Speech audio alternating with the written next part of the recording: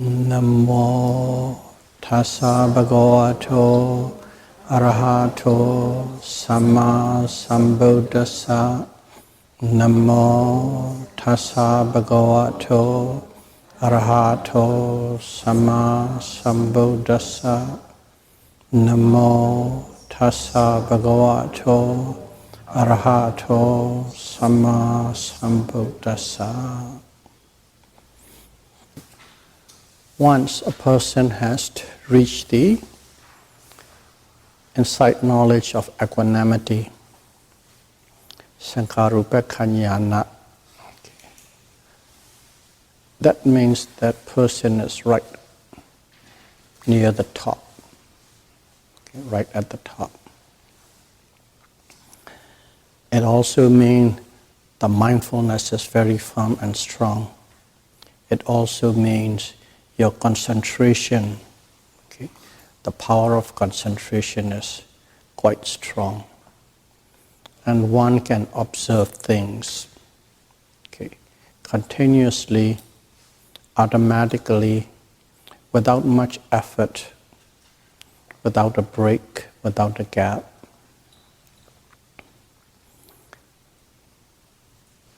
And only danger is, it is so easy you can get into that auto mode and you miss seeing the cessation of each and every object. That one has to be very careful. And once you got to that level, that is the insight level number 11. You keep on practicing. And the next level is called insight knowledge of adaptation, Nuloma Jnana. And this adaptation, what it is, you try to adapt into this situation what you have. One thing is, with what you have, and also you are trying to make it ready for what is going to come next, making yourself very receptive and adaptive to this. So there's a two sense of meaning in the adaptation.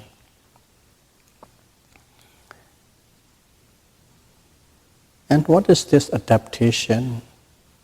You got to that number 11, insight knowledge of equanimity. You are observing, and basically all that you can do is you keep practicing and you keep practicing at that level. And while you are practicing there, make sure that you are always in the mode of seeing or experiencing the cessation of all physical and mental objects. If not, you are on the wrong track.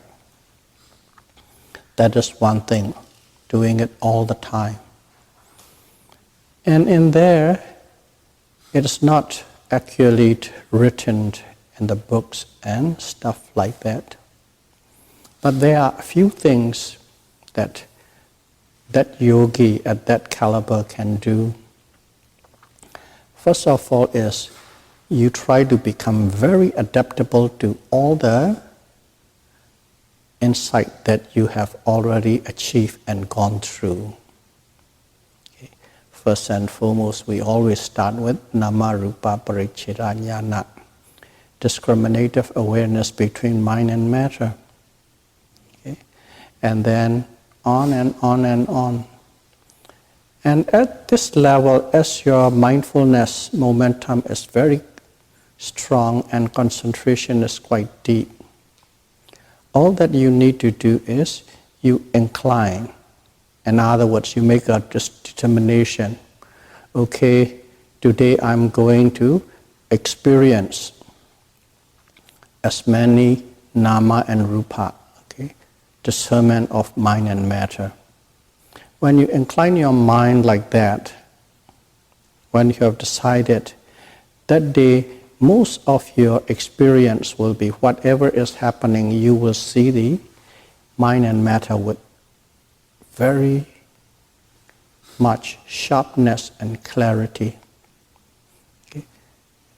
not only talking about sitting and meditating, and in here is the whole day, everything.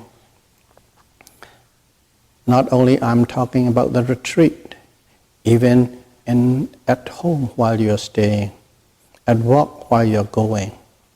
All that you do is you incline your mind, and that strength that you have already acquired kicks in, and you will see, okay, whenever you touching, doing, seeing, talking, things like that, you will see that rupa as purely as a physical phenomenon and nama as a purely mental phenomenon with a great high frequency that day you will experience. Giving a one example, that's all. And in that way too, sometimes you can decide that I'm going to experience the causal relationship with mind and matter. That will be the emphasis. And when you put the emphasis, you will come to experience that with high frequency on that particular day or on that particular hour or whatever you have decided. Okay, a determination, you make it and you will see it. And now you can understand whichever one, number 4 or number 5 or number 10 or whatever that you see, you incline your mind and you go in and you experience it. That doesn't mean that the whole day you will only experience that one. You will also be experiencing many other things as well, but that one that your mind incline will become the highlights or on the stage. So in other words, you're honing in your skills, okay? You are mastering the skills of all the insight that you have experienced, and you can go and you can go and you can go with the mind inclining towards and experiencing it. So honing the skill, or you make yourself very adaptable to any of the insight that you have experienced, you can call in. That is one way of adaptability. Okay, let's say you go to a law school, you wrote an exam, you pass, you got the law degree. Yeah, you pass, you are able to practice the law. You have a certificate to be a lawyer. But what do you need? You need a lot of practices. You need practicum, and you go to training ground, and you actually practice quite a few years to become more and more skillful. That's kind of analogy. You have passed already all these stages, but you have to actually keep on doing it and hone your skill. That is the way one try to adapt yourself to all the insight that you have already acquired. Now you become more skillful, you have a mastery to it. And in here, of course, you can go to anything you want. Two things that are good in let's say, in a busier day. On a busier day is the first two jnana, Namarupa, okay, this discernment of mind and matter and causal relationship between mind and matter. On a busy day, okay, normal busy day, those two, if you incline your mind, that is more beneficial. Okay, and also you can incline your mind to number 4, which is the arising and passing away. That's not also bad at all, but that one you cannot just do in a general basis, but you have to actually sit and call upon that insight. And in there, not only that you see arising and falling, along with it, you can also call in to experience the piti and sukha, rapture and bliss. And you go in there, but you don't have to worry too much about it. You have already got to the stage of what you call equanimity already. They come in a fleeting moment, you experience it. In a fleeting moment, they will be gone. Gone not in the sense they are not gone, but they are keep on vibrating these raptures and bliss. But your mind is unmovable. You know they are, but it doesn't affect you. But at the same time, you know you can call into that zone. That is one. And one thing that is always good is insight knowledge of the solution. Occasionally go right in and go into the point of it's a dizzying space of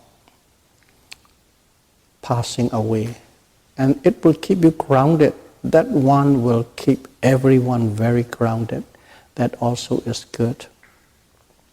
But my teacher told me the best jnana that one could stay in, once you have, even after you have mastery, even if you have attained ariyaship, is the sankharupaka jnana. Okay? The equanimity, that state of equanimity is the best insight that one can spend most of the waking moments in your life. Sankharupaka jnana, that one you go in. So this is how one can hone the skill, develop the skill, sharp the skill, and adapt yourself, master yourself to all the insight that you have already gained. Okay? That is called adaptation. And also what you are doing was you are trying to make yourself, prepare yourself to receive the next coming insight.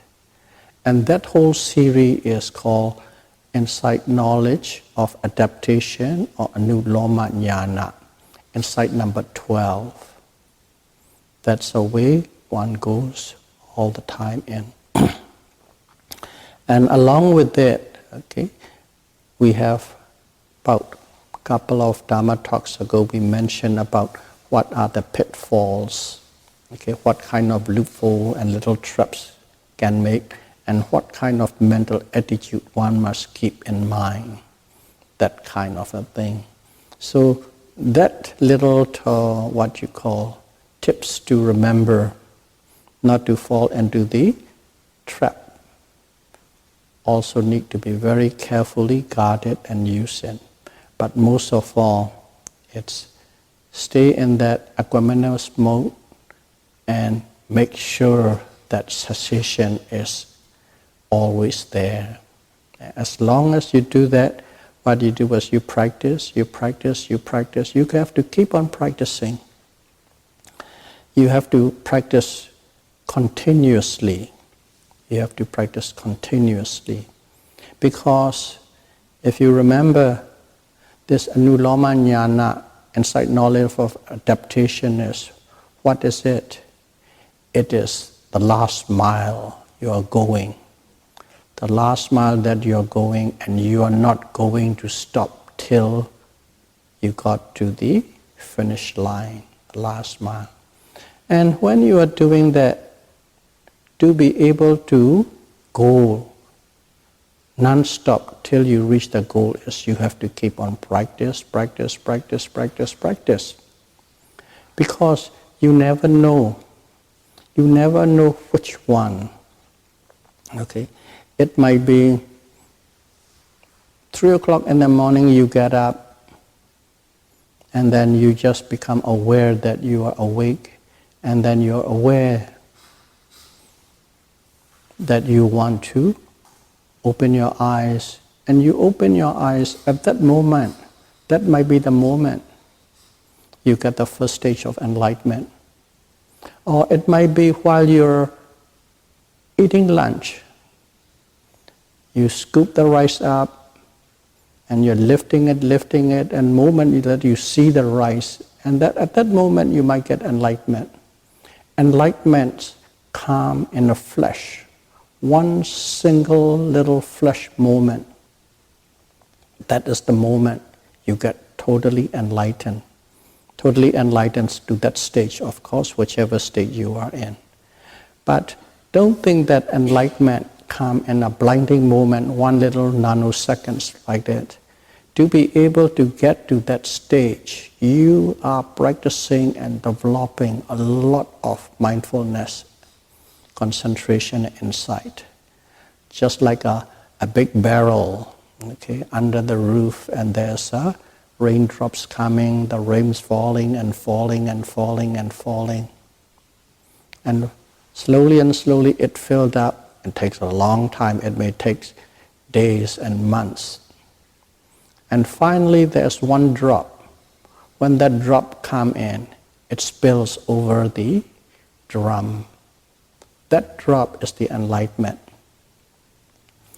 or experience of the enlightenment. But for that drop to overspill, you need millions and millions of drops to fill in. So in a way, enlightenment comes in a flash of a moment, but at the same time, in a way, it is the enormous amounts of hours and days and years of great effort that you put in and put in and put in and put in. For that reason, it comes in. Don't think that automatically in one nanosecond you got enlightened.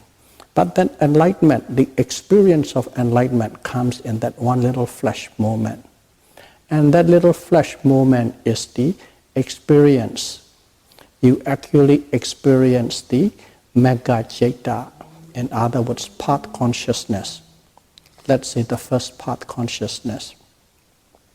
And when you experience that part consciousness, at that moment, that part consciousness is so strong and powerful, it has the quality to totally eliminate, okay, a certain kind of mental defilements based on the level that you are in. And those mental defilements are totally uprooted, eliminated, and gone. And that is the power of that part consciousness. Okay? Everything is that part consciousness is the understanding of the nature of mind and matter to us, to this a certain degree of extent based on the level. As soon as that understanding comes, a certain respective mental defilements are totally gone. Okay? And just to simplify it, I think I have talked before, give this example before. Let's say you are in grade 6, that's a mathematics. In Asia, like I don't know the Western education. In Asia, that's mathematics. And your arithmetic, you are calculating, there's a lot of what you call problems that you need to solve, mathematical problems you have to solve. And it is just go round and round and round and round and very difficult and couldn't. And sometimes you got the right answer, sometimes you got the wrong answer. That's the way it's going. You are trying. But one day, you thoroughly understand that problem and you thoroughly understand precise formula how to solve that problem. Okay? You know the solution because you understand the process completely. From that onward, that mathematical problem is no more a problem anymore. Gone. I don't know where. Before it was a great problem, great difficulty, you were doing it, but once you understand it, that problem is solved. Once you understand the solution with precision, that is solved. And whenever that arises, it's not a problem anymore. Just like that, this part consciousness is before you don't know precisely about mind and matter. And when at one moment when you understand exactly about mind and matter, that understanding, that precise understanding is developed in that part consciousness. That understanding, that completely understand that part consciousness. Once that part consciousness understood it, that is the answer to all things. And that is enlightenment. Because of that, that is not a problem anymore, which means all the mental defilements that is respectively related to that level is all gone. No more. That is how it works. Okay? I try my best to explain with the way we can correlate or compare with. So that is how the part consciousness arises. It arises only once. Okay? Only once. But only all that it needs is once. And that gives the perfect understanding. That consciousness, okay, the jnana, the wisdom that comes with that part consciousness, give you the clear understanding, and there is no more problem, and there is clarity, and there is purely a highway to go. No obstacle anymore. So that's how it goes in, and as we all have discussed, there are 4 levels of part consciousness, okay, 4 stages.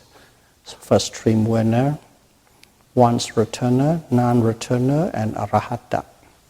So 4 different kinds of part consciousness, and each one eliminate or uprooted a certain type of or a certain level or a certain degree of mental defilements. And once it is done, it is gone. So don't think that it's a great power coming from the universe or this or that. It is the pure understanding, that is the insight, that is the wisdom that clear away all veils, all delusion and all illusion. And nothing but clarity and perfect understanding remains. That's how part consciousness works, and that's what it is. And you do not know when that part consciousness will arise. In this waking up moment, or eating, or sitting in deep meditation, or walking meditation, or while you are jumping, or while you are running, you don't know. But as long as you have that mindfulness, continuous there, at one moment it will come. That's why don't stop. But at the same time, that's the instruction it's given. But we all know by now, we all are different people. We all have different psyche. We all walk differently. Even though it is said, we don't. Some people do, some people don't. Some people do halfway and do that. Because at that level you feel very comfortable. You are quite aware of everything that is happening. Especially if you are doing a proper sitting meditation or proper formal walking meditation or retreat kind of daily activities. Those moments, it's perfect. It just goes like a clockwork, all these knowing and seeing. You see correctly and you know correctly. Seeing correctly, know correctly. But at the same time, if you are not in this deeper formal stage, while you're moving around too, you still know, but at a different level. At more of a flow. At those levels, it's less and less of a cessation, but you can see the things move in a state of a flow.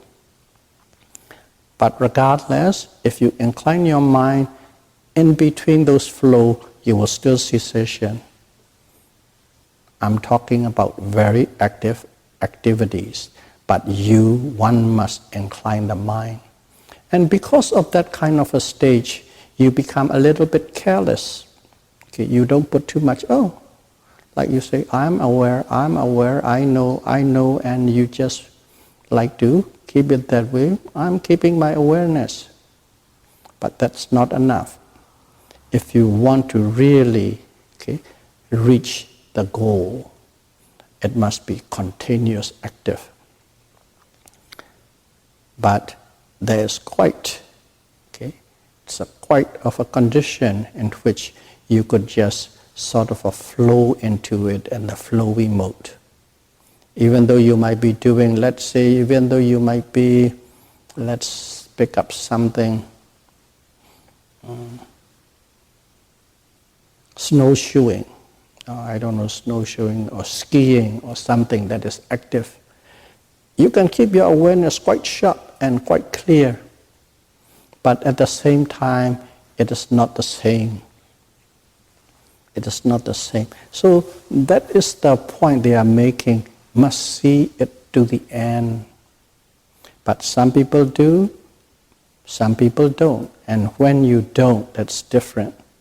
And when you don't, it comes to another point to discuss about. And here, people, especially people while you are at that level, they start talking about these things, among themselves, of course. And some people even talk about ariyaship. Let's don't go to the higher level, just stay at the lower level. It's the first stream winner, the first noble person. So, I am my teacher told me, I am a Ariya now. But he or she is not lying. But that is how she understood, or he understood, what the teacher said. But the teacher would never say that you are an Ariya. The teacher would never give you a certificate you are an Ariya. But the teacher might talk in such a way based on this, let's say to simplify it, you have 1 to 12. Now you are quite skillful. So you have all the requirements. You have all the requirements to be a Sotapanna. He didn't say you are. But at the same time, our mind is very elated around that time, even though we are in a state of equanimity. But when we are not in the deeper state of equanimity, we have that accelerating experience. You're high. Like to put in a very simple word, you're in a high mode. And your heart is always in a fluttering moment, very nice feeling. That kind of a thing, and you tend to think the way you want to believe. And I have talked with a few people who said they are Ariya, and everybody has their own takes. Everybody has their own take, and they expressed it. And finally, I asked my teacher, just straight out, so-and-so said this and this, this and this, and the teacher, and in fact, I think you all might have heard it if you have listened carefully to the Chami Sayadaw Dharma talk in our, it is on the video, I think now. He said, nobody can exactly tell who is Ariya or this Ariya or that Ariya. Other than the Buddha, nobody exactly know who that person is. So that is one thing my teacher said. But we can try to guesstimate based on what they have experienced and based on how they live. That's it. So nobody will be confirming you. That is one. And that is some of the things that I heard from my teachers, my teachers mean, which I have full faith and confidence in. I will talk with very strong statements with definitive nature. But there's another monk, they are not my teacher, but it's reputable teacher. What he said was, when you think, he said, when you think you are a Ariya, wait for 1 year. You are a Ariya, don't say that wait for a year, and in that 1 year, try and analyze it. There's a lot of things, what kind of things to watch, what kind of things you would do or you won't do when you become an Arya, that kind of thing. And in 1 year, if you do not transgress or if you do not do anything what you are not supposed to or what that Arya is not supposed to be in that mental state with, then you can confidently say that I am this or I am that. That is, one of the monks told me, but not my immediate teachers. He said, wait for a year and wait for it.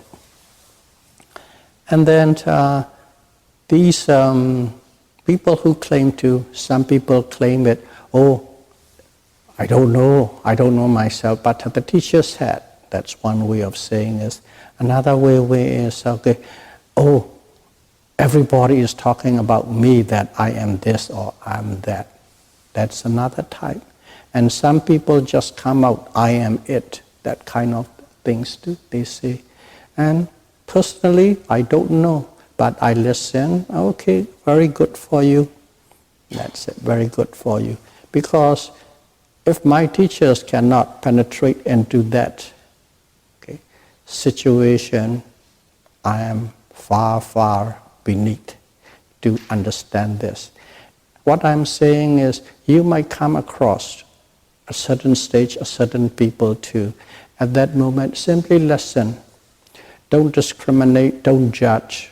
Oh, if it is good, good. And probably you should better read the scriptures and see, make sure that you are all in line with the scripture. That's the best one can tell as a Dharma friend. That kind of nature it has too. So that is in terms of the people who are at the very high level, who are Arya, can encounter, and you might come across, and if you come across, that is the way one can look at it. Based on my teacher's instruction, that's how I understand.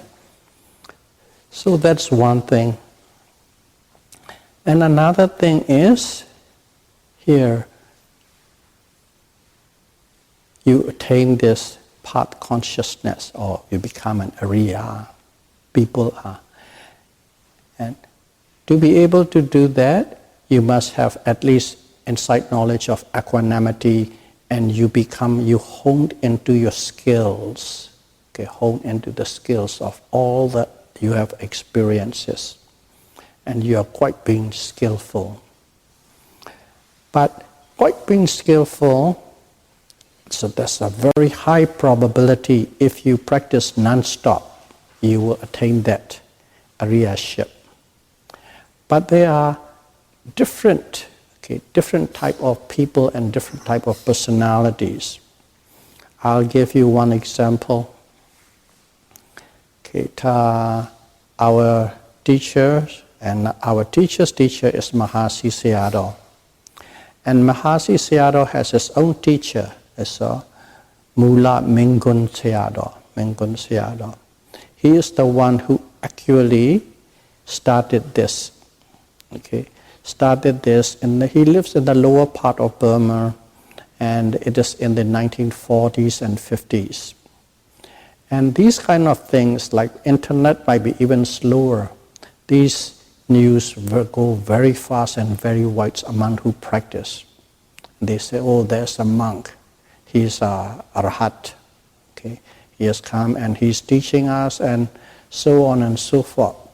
And it vibrates so much, even the monks at the very high level in Burma, very high level. As an example is Mahasi Sayadaw. He's one of the highest in the group. Like he is one of the key presider or questioner in the sixth Buddhist council. There are only 6 since Buddha passed away. That kind of caliber. So a lot of monks of the very high caliber, both theory as well as in the practical level, on the level. Even those kind of monks went and practiced under that monk. He just is a little in lower part of Burma, not a big monastery, nothing, just a little village, in a half a forest setting, half a little village, that place he went in. They all went and practiced. And of course, one is Mahasi Sayadaw. Mahasi Sayadaw he learned from this monk who is said to be Arahat. And what he did was, he popularized it. What he did was, as he knew the scripture so well, he pulled out anything and everything that you can directly show that it is the works of the words of the Buddha, the teachings of the Buddha. Put it theory and practice, put it in such a way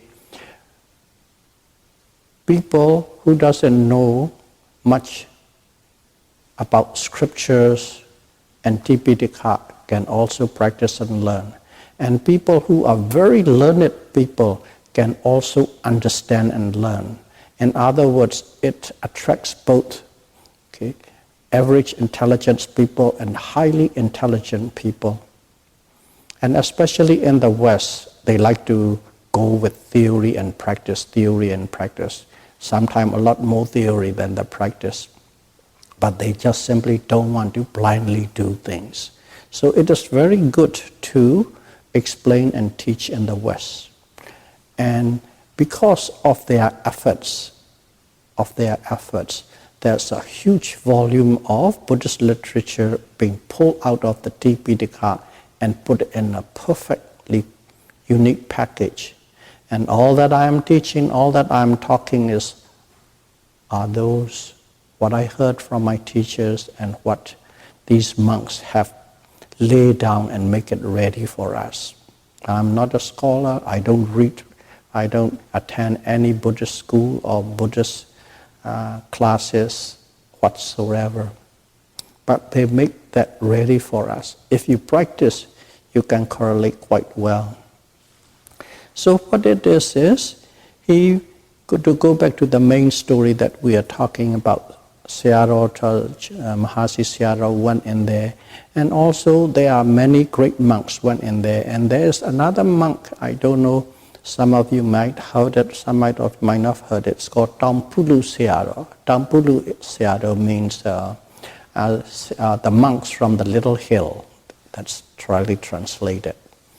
And he actually is resided in California, Northern California, the forest type. He doesn't live among the people, and at really forest, well, you have to go hours just to see him in the setting. And he has his own disciple, of course, and now he passed away. In other words, about the same age and rank with the Mahasi Sayadaw. So they all went in and practiced. Under that, Mingon Sayadaw, the one who has started this whole wave of Satipatthana Vipassana. And when they are practicing, then everybody progressed, and one day that monk, the teacher, said, "Oh, we have a thief in our group." He said. So suddenly it's a very strange word. Everybody pick up the ear and something like, what's a thief in a group? Who steal what? What they said was, there was a monk here, who's practicing this Satipatthana Vipassana, which means to become Ariya and finally to attain Nibbana, to escape from the round of suffering. This method will directly get you there, to the rounds of the end of all suffering, Nibbana. But there was a monk, what it said was, that monk is, and I believe that Mingon Sayadaw has also not only Vipassana, he also has the psychical power, both Samatha as well as Vipassana. There was a monk among us, he's not supposed to take the full liberation. In other words, his intent is to become eventually a Buddha and teach at one time as a Buddha. So he has to go and suffer eons and eons and eons of lives to suffer before he could become a Buddha. So once that person has intended his mind, I would like to become a Buddha one day, but at the same time he practiced. Regardless how much he practiced, regardless how much he have achieved this inside knowledge of equanimity and adaptation, and right there, he will never attain, he will never become a Ariya. Because once you become an Ariya, maximum lifespan is, or life cycle is 7. It can be finished within 1 or 2, but maximum is 7. But to become a Buddha is you have to go eons and eons and eons of lives more. You have to struggle, you have to perfect, you have to practice, you will go up, you will go down, you will become animal again, you will become human again, and so on.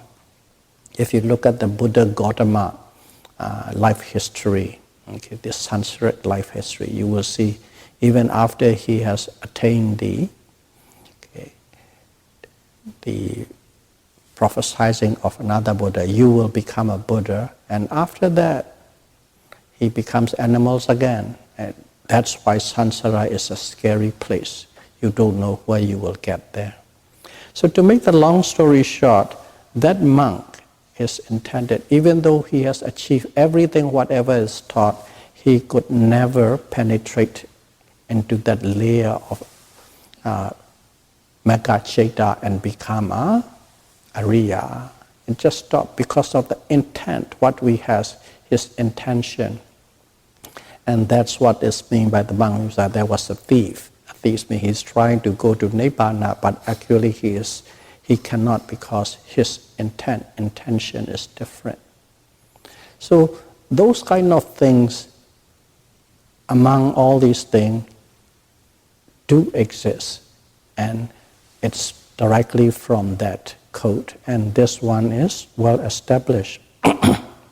That's one. And another one is, I do not know personally. My teachers who taught me didn't teach me, but it is a very well-known fact in the Buddhist, what you call, circles. What is said is, at the end of this Buddha Sasana, the Buddha Sasana, at the end of this Buddha Sasana, what will happen is, which is about another 2,400, 500 years, all the relics of the Buddhas, everything will accumulate in one place, and that will be the image of the Buddha,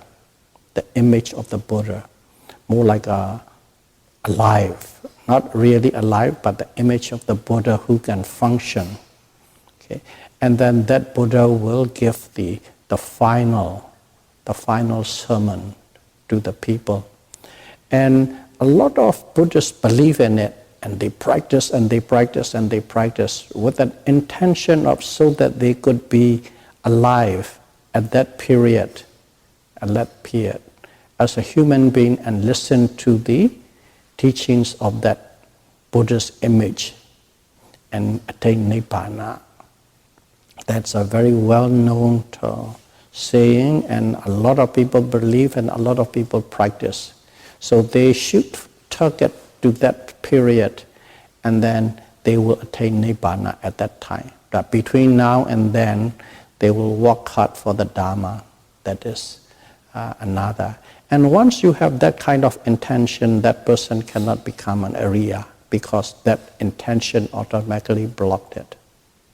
And also some people, they do not want to, they don't wait for that, but they do not want to attain Nibbana right away or Ariyaship right away, but they want to do more work for the Dharma, and they set their mind.